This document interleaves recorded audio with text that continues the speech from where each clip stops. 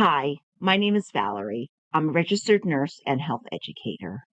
One of my goals on this channel is to help you make sense of the best available scientific evidence and get that information out to you in a way that is easy to understand and free of the hype and misinformation that often surrounds health topics on social media and in marketing. If you have been following this channel for a while, you probably know that I have talked quite a bit about lipoprotein A or Lp(a). It is a genetically inherited cholesterol particle that significantly increases the risk of heart disease, stroke, and aortic valve disease. And unfortunately, it cannot be lowered through lifestyle changes. And currently, there are no medications approved to lower it, although several are in the later stages of development. A little over a year ago, I found out that I have an elevated lipoprotein A myself. Naturally, I began researching what this meant and what I could do to reduce my risk. I shared my experience in a video and was overwhelmed by the response. It became clear to me that people were just starting to learn about lipoprotein A and were looking for reliable information and support. Since then, I have added several videos to the channel about lipoprotein A and what you can do to lower your cardiovascular risk, even if your lipoprotein A is elevated. I will include a link to a playlist with all those videos in the video description and again at the end of this video. I have also gotten a lot of advice in my comments, all of which I am sure is well-meaning. Well, most of it. I do occasionally hear from people trying to market miracle products or promote specific supplements as solutions.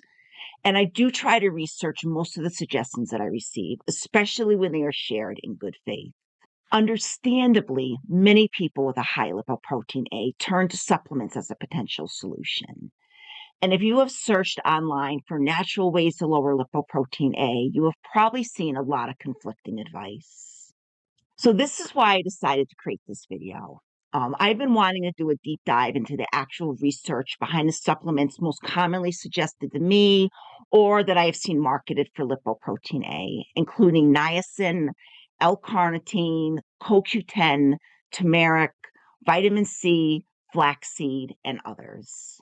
In this video, I will be sharing what the science shows, what the limitations are, and what you should consider before adding any of these to your routine. I will also spend some time discussing supplement safety. While supplements are often viewed as natural and harmless, that is not always the case. They can cause side effects, interact with medications, and vary widely in quality. And while the supplement industry often positions itself as a safer alternative to pharmaceuticals, it is still a multi-billion-dollar industry with its own marketing pressures and financial incentives. My goal here is not to promote or dismiss any one supplement. It is to help you understand what we do and do not know so that you can make the best decisions for yourself in partnership with your healthcare provider. I will also be sharing links in the description to products I personally use and trust based on careful research.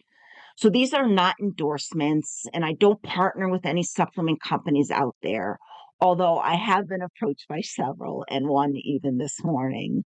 But I do earn a small commission if you choose to buy through my Amazon store. It helps support the channel and it lets me continue doing deep dives like this. Before we get to the specific supplements, let's start with a quick overview of what lipoprotein A actually is and why it has become such an important focus in cardiovascular health. Lipoprotein A, often written as Lp(a), is a type of cholesterol particle that's primarily determined by your genetics. It is similar in structure to LDL, or bad cholesterol, but with the extra protein attached. This added protein appears to make lipoprotein A more likely to contribute to plaque buildup in the arteries and to promote inflammation. As a result, elevated lipoprotein A is associated with an increased risk of heart disease, stroke, and aortic valve narrowing. One of the most challenging aspects of lipoprotein A is that its levels are largely inherited. While things like diet, exercise, and statin use can help manage other forms of cholesterol, these approaches don't typically affect lipoprotein A. That's why it's often called a genetic cholesterol. I want to add that we can greatly lower our overall cardiovascular risk with lifestyle changes, but we cannot directly lower our lipoprotein A. And this is still very important because we still do not know if lowering lipoprotein A actually lowers heart disease risk in those who have this inherited factor. So lifestyle changes are still very important. Despite the connection of lipoprotein A to heart disease being discovered decades ago, lipoprotein A has not been widely tested for until more recently. And really, it is still not widely tested for. Many people, including those with a history of heart disease, have never had their lipoprotein A level checked. That is beginning to change, especially as research continues to uncover just how significant a role lipoprotein A plays in heart health. Some estimates suggest that as many as 1 in 5 people worldwide have elevated levels. And for those with a family history of premature heart disease, knowing your lipoprotein A can provide valuable information.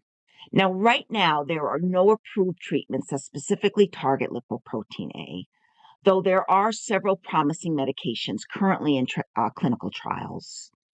In the meantime, the focus remains on reducing overall cardiovascular risk through other means, like controlling LDL cholesterol, blood pressure, blood sugar, inflammation, and so on. Now, let's look more closely at some of the supplements that are often marketed or suggested as lipoprotein A solutions and what the evidence really shows. Now, niacin is probably the one I see the most. Niacin is also known as vitamin B3, and it's one of the few supplements that has consistently shown the ability to reduce lipoprotein A levels. In multiple studies, particularly in older ones, niacin lowered lipoprotein A by about 20 to 30%, sometimes even more at higher doses. This reduction is one of the most substantial observed among non-prescription interventions. But despite this effect, niacin is not widely used today for managing lipoprotein A. The main reason is that large clinical trials fail to show a reduction in heart attack or stroke risk, despite improvements in cholesterol numbers, including lipoprotein A. This has led to what some call the niacin paradox. It lowers lipoprotein A and other risky cholesterol markers, but that hasn't translated into better outcomes in large trials. It's important to note, though, that these trials were not designed specifically to evaluate niacin in people with very high lipoprotein A. So it is still an open question whether niacin could benefit that particular group. Another challenge with niacin is tolerability. Even the extended release forms can cause significant discomfort. Some people find that they can tolerate lower doses taken with food or using certain formulations to minimize flushing. But those lower doses may not reduce lipoprotein A meaningfully. It takes high doses of niacin to lower lipoprotein A, and at the doses required to impact lipoprotein, niacin can cause flushing, itching, nausea, increased blood sugar, and even liver enzyme elevations. In the end, niacin may be worth discussing with your healthcare provider if you have elevated lipoprotein A and are not achieving your goals with other risk reduction. But because of the potential side effects, it is usually not considered a first-line approach. More targeted treatments are in development, and those may eventually offer better risk reduction with fewer downsides, but we still have to see that. Um, or, other interventions like lifestyle and LDL-C reduction, so lowering that LDL may lower overall risk more. L-carnitine is a supplement often promoted for heart health, and it has shown some promise in reducing lipoprotein A levels in certain studies. In clinical research and meta-analysis, moderate reductions in lipoprotein A have been observed, sometimes in the range of 10 to 20%. While these effects are not as strong as seen with niacin, they are still notable, especially when combined with the other potential cardiovascular benefits of L-carnitine, of which there are several. L-carnitine is a compound that plays a role in transporting fatty acids into the mitochondria, where they are used to produce energy. This function is especially important in the heart, which relies heavily on mitochondrial energy production. In some studies, L-carnitine supplementation has been associated with improvements in symptoms of heart failure, better exercise tolerance, and reduced markers of oxidative stress. L-carnitine may also offer other benefits, including increasing that beneficial good HDL cholesterol, inhibiting the oxidation of LDL cholesterol, supporting cognitive function, and contributing to modest reductions in body weight and BMI. However, there are some concerns. One concern is the metabolite TMAO, which is produced when gut bacteria digest L-carnitine. Higher TMAO levels have been associated with an increased risk of heart disease. However, this effect may depend heavily on diet. People who eat more meat in their diet are more likely to produce TMAO from L-carnitine, while those on a vegetarian or more plant-forward diet tend to have different gut bacteria that does not generate as much TMAO. So it all has to do with what bacteria reside in your intestine, and that relies heavily on what you eat. L-carnitine may also interact with certain medications. It can affect the way drugs like statins and metformin work. So it is especially important to discuss with your healthcare provider if you are considering it as a supplement.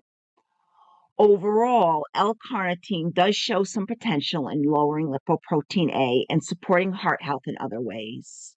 But like most supplements, it is not without its risks.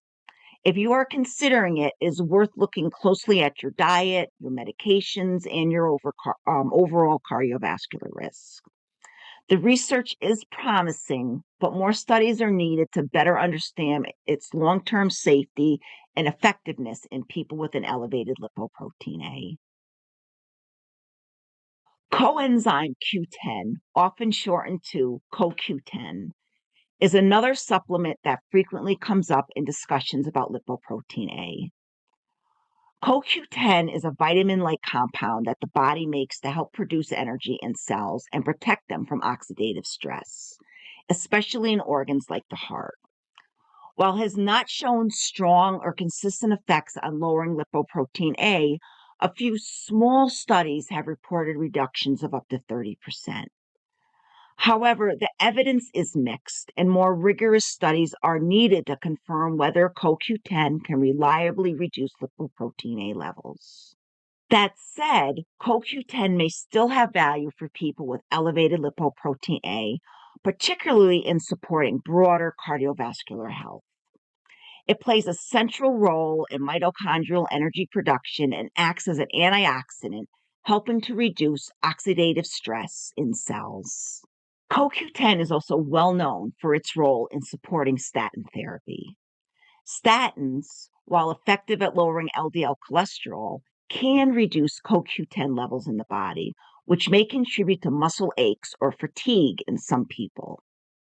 Supplementing with CoQ10 has been shown to help ease these side effects in certain cases, making it a common recommendation alongside statin therapy.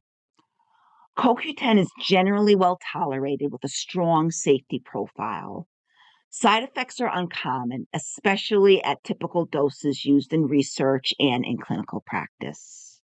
So while CoQ10 may not be the most powerful option for directly lowering lipoprotein A, it could still be a helpful addition to some people, especially those taking statins or looking for additional antioxidant support.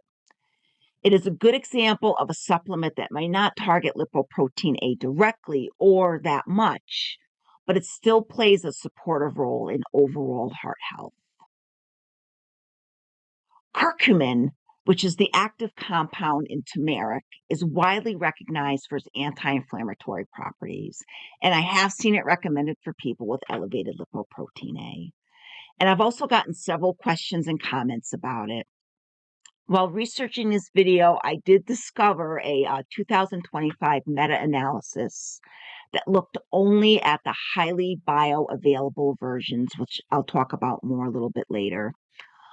It found that this highly bioavailable curcumin did lower lipoprotein A overall.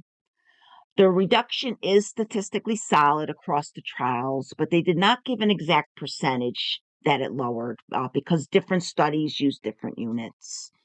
However, one of the studies analyzed showed a decrease of just 8 points. Still, this does make curcumin one of the more promising gentle movers for lipoprotein A, with the strongest evidence when you use a formulation with high bioavailability. But you should still keep expectations modest while we wait for longer studies, which have not been done yet. But curcumin does have other benefits, with several studies suggesting that it supports cardiovascular health by reducing systemic inflammation, oxidative stress, and improving endothelial function. So, inflammation plays a significant role in the development of atherosclerosis, especially in those with elevated lipoprotein A. So while curcumin may not dramatically reduce lipoprotein A itself, it could help lower the overall risk of heart disease by addressing some of the downstream effects of elevated lipoprotein A. That being said, one of the biggest challenges with curcumin is its poor bioavailability. In its raw form, curcumin is not well absorbed by the body, which limits its effectiveness unless steps are taken to improve absorption. So just sprinkling some turmeric on your food likely will not do much. While black pepper extract or piperine is a popular method out there to boost absorption, other formulations such as curcumin nanoparticles, phospholipid complexes like Mariva, or liposomal versions are even more effective. It is also important to take curcumin with dietary fat, so take it with some fat in your meal, because this aids absorption as it is fat soluble. I have personally done a lot of research on curcumin because of its benefits in reducing joint inflammation and managing osteoarthritis symptoms, which is something that I've lived with long before I learned that I have an elevated lipoprotein A. It is something that I have taken consistently and found helpful. If you're interested, I will provide that link to my storefront, which will have 2 or 3 brands that I have researched and that I trust. Overall, curcumin is a promising supplement that does deserve some more research, and it may reduce the inflammation and oxidative stress that makes lipoprotein A more dangerous. It is not a cure, just like any supplement, but it can be a helpful part of a broader lifestyle strategy for heart health and inflammation control. Flaxseed is a simple, affordable food-based supplement that may offer modest benefits for people with elevated lipoprotein A. Some small studies have suggested that regular consumption of ground flaxseed can lead to a slight reduction in lipoprotein A levels, usually around 7 to 14%. While that is not dramatic, it could be meaningful when considered alongside flaxseed's many other health benefits. Flaxseed is rich in the fatty acid ALA, which is a plant-based omega-3 fatty acid that has been shown to lower inflammation and support cardiovascular health. It is also an excellent source of dietary fiber, particularly soluble fiber, which may help improve cholesterol levels and support gut health. What makes flaxseed especially appealing is that it's easy to incorporate into your diet. You can sprinkle ground flaxseed into your smoothies, your oatmeal, or your yogurt. Ground flaxseed is more effective than whole seeds because it's easier to digest and better absorbed. Just make sure to store it in the refrigerator or freezer to preserve freshness, as the oils can go rancid over time. Although flaxseed is unlikely to significantly lower lipoprotein A on its own, it is a heart-healthy addition to most diets and may provide a small additional benefit when combined with other risk-lowering strategies. Plus, because it is food-based, it is generally very low risk and is free of side effects. So it is not a miracle solution, but it is a good example of how small, consistent dietary choices can support your overall cardiovascular health, including when managing risk associated to an elevated lipoprotein A. So ginkgo biloba is more often marketed as a memory and circulation enhancer, but it does occasionally surface in discussions about heart health and even lipoprotein A. In fact, doing my research, I did see a brief article touting its benefits in lowering lipoprotein A in a cardiology journal that got me a little bit excited. However, the scientific support for its use in lowering lipoprotein A is very weak.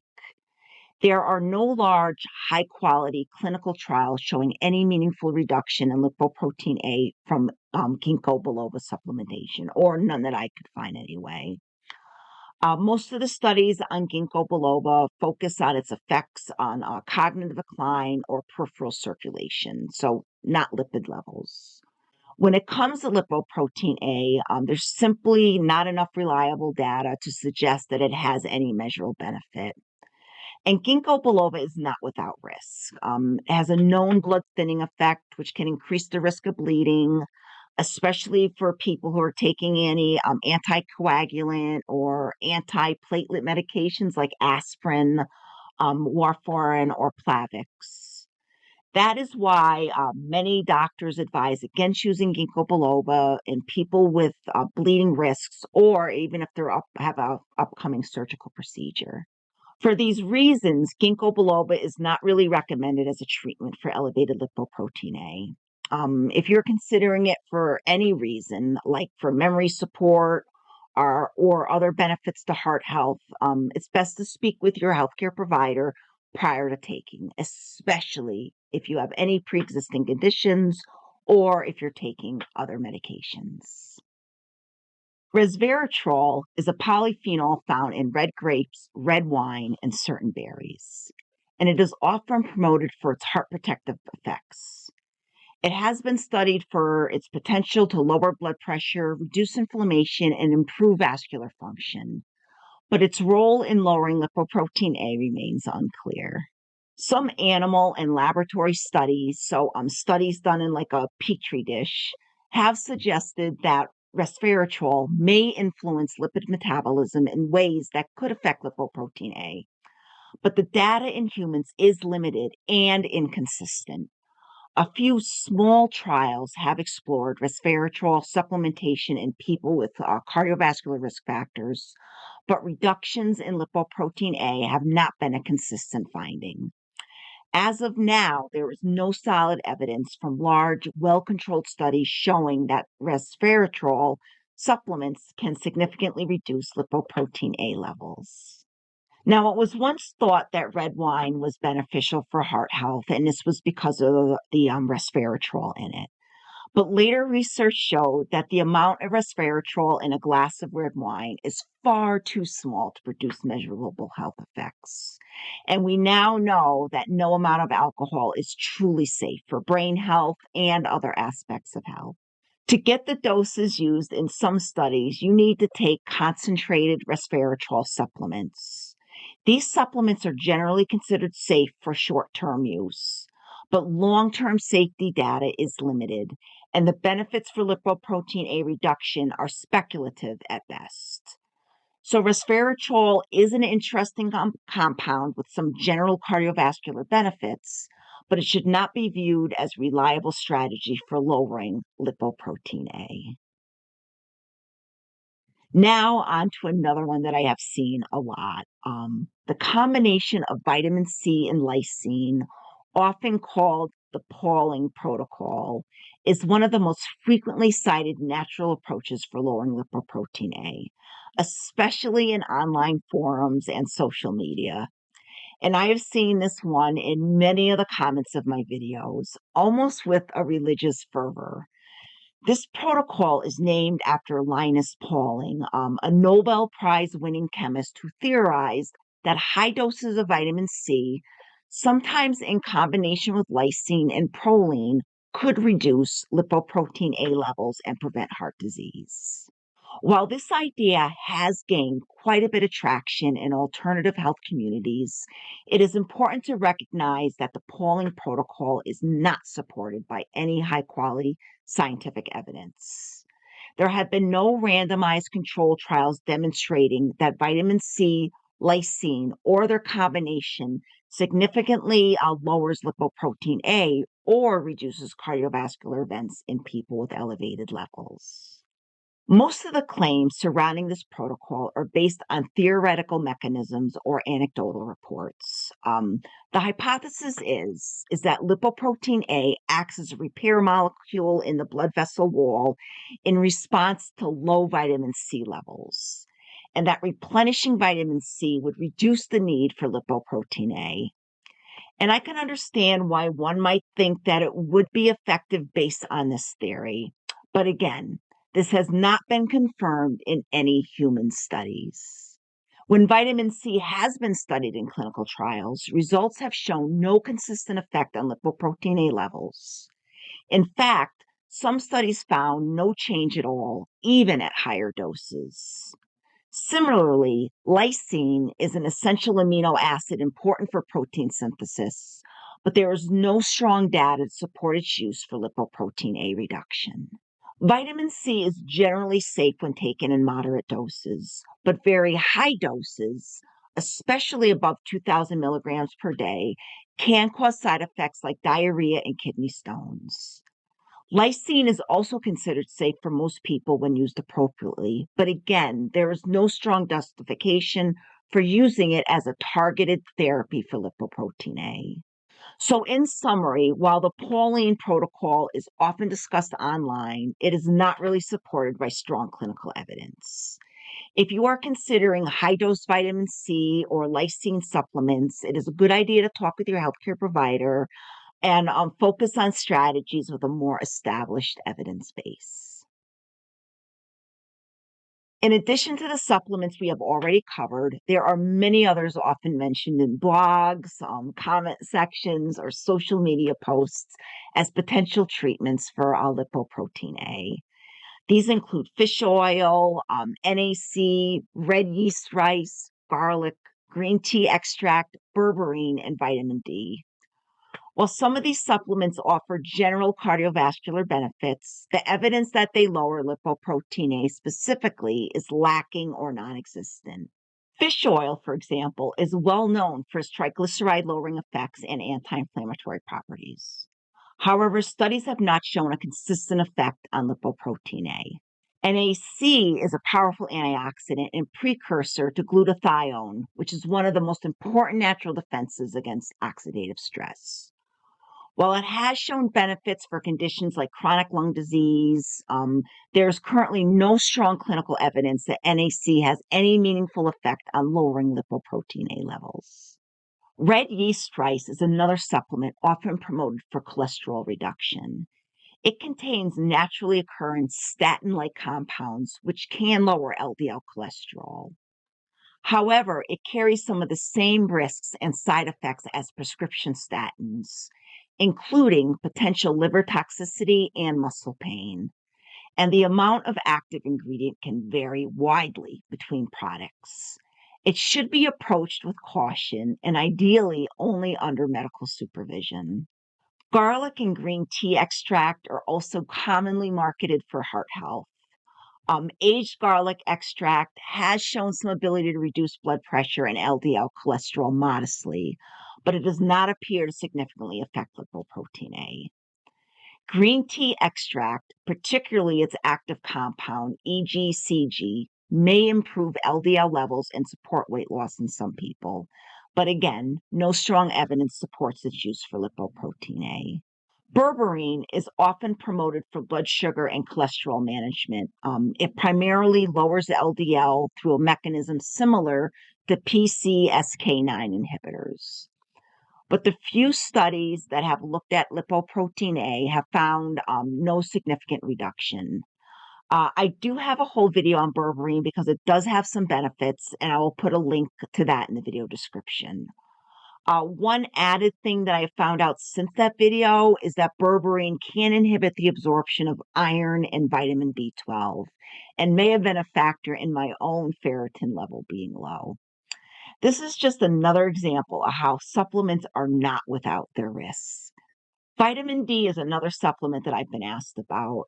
Some observational studies have actually found higher levels of lipoprotein A in people taking vitamin D supplements, but that is likely due to other factors and not a causal relationship. To date, no randomized trials have shown that vitamin D supplementation lowers lipoprotein A. The main takeaway here is that while many of these supplements can play a role in heart or metabolic health, they should not be relied on for lowering lipoprotein A. It is important to distinguish between general heart health support and targeted lipoprotein A management, and to be wary of exaggerated claims or even just misunderstood science. But many of these do have other benefits for lowering health, including lowering LDL. I will have a video coming out about that in the near future. And if there's any LDL lowering supplements that you want me to take a closer look at, please put them down in the comments. Supplements are often seen as a safer, more natural alternative to pharmaceuticals, but that perception can be misleading. Unlike prescription medications, dietary supplements are not strictly regulated for effectiveness, consistency, or purity before they hit the market. That means that what is on the label may not always match what is in the bottle. Numerous independent tests have found that some supplements are underdosed, contaminated, or even contain substances not listed on the label. For example, products may include heavy metals, lead, banned substances, or inactive filler ingredients. That is why it is critical to look for supplements that are third-party tested. Look for seals from organizations like USP, NSF International, or Consumer Lab. These seals indicate that the product has been tested for quality and consistency. And Consumer Lab has a great subscription-based website that I subscribe to, and I find the information there to be very valuable. Even when a supplement is high quality, it is important to match your dose and duration to what was actually used in studies. Just because a little is good does not mean that more is better, and taking high doses for long periods can increase the risk of side effects or interactions with medications. If you are on blood thinners, medications for blood sugar, or have liver or kidney conditions, you should be especially cautious and consult your healthcare provider before starting any new supplement. The supplement industry is also big business. It generates tens of billions of dollars a year and operates under many of the same financial incentives as the pharmaceutical industry. Companies want to sell products, and that sometimes leads to exaggerated marketing claims that aren't backed by strong evidence. I'm always a little bit troubled when people are quick to condemn big pharma, but completely trust big supplement. The reality is the supplement industry is not only less regulated, it also has had far more documented issues with product quality, false claims, and hidden ingredients. I have spent a lot of time researching the supplements discussed in this video, and I've carefully selected a list of products that meet the quality standards that I personally trust. I'll include a link in the video description to my Amazon store where you can find these. I have not partnered with any of these brands, but if you choose to purchase through that link, I do receive a small commission. So really just around 1%, but it all adds up and can help support the channel and future research-based videos like this one. If you have made it this far, thanks for sticking around. I know that this was a lot of information, but my goal is to make sure that you are equipped with the best available evidence so that you can make informed decisions about your health. So, what can you do if you have elevated lipoprotein A and you're considering supplements? First, it is important to be realistic. No supplement currently on the market has been proven in large, well controlled studies to significantly reduce lipoprotein A and lower the risk of cardiovascular events. That does not mean that none of them are helpful, but it does mean that we need to be cautious, critical, and thoughtful on how we approach them. Of the supplements that I have discussed, niacin and L-carnitine have shown the most potential in terms of lipoprotein A reduction, but both do come with caveats. Curcumin also shows some promise. Others, like CoQ10 and flaxseed, may not lower lipoprotein A directly, but they can still be part of a broader cardiovascular health plan thanks to their anti inflammatory and antioxidant effects. Meanwhile, options like ginkgo biloba, resveratrol, and high dose vitamin C simply do not have the evidence to support their use for lipoprotein A and may carry risks or unintended consequences. Your first priority should always be the things that we know make a big difference, like staying physically active, eating a heart healthy diet, not smoking, maintaining a healthy weight, managing blood pressure and blood sugar, and keeping that LDL cholesterol in check. These lifestyle and medical strategies remain the foundation for reducing cardiovascular risk, especially for those of us with an elevated lipoprotein A. I always say supplements are meant to supplement, not replace a heart healthy lifestyle. And like I said, I have several videos covering that on my channel. Look for a link to that playlist in the video description. I will also have a summary of this video in my free Patreon membership, so check that out if you want a quick recap. A more thorough summary, including a reference list, will be available for paid members. I will also put a link to that in the video description. I also have a downloadable guide called Tiny Habits for Heart Health. This guide dives into the science behind adapting heart healthy habits that you can actually stick to and gives you a list of over 80 tiny habits that are proven to lower your cardiovascular risk, even with an elevated lipoprotein A. I will put a link to get that in the video description. You can also get it by clicking on the link that is showing above me right now. If you do decide to try supplements, choose those that are third-party tested and be sure to discuss them with your healthcare providers. Supplements should never replace prescribed therapies or lifestyle strategies, but in some cases, they may play a helpful supporting role. I hope this video helped you better understand the current science around supplements and lipoprotein A. While the research is still evolving, being informed is one of the most powerful things that you can do for your health. If you found this video helpful, please give it a like. This really supports the channel and increases the reach of this video. And if you want to stay up to date on lipoprotein A, heart health, and strategies for living a longer, healthier life, be sure to subscribe to my channel. Thank you so much for watching. And as always, please take good care of yourself.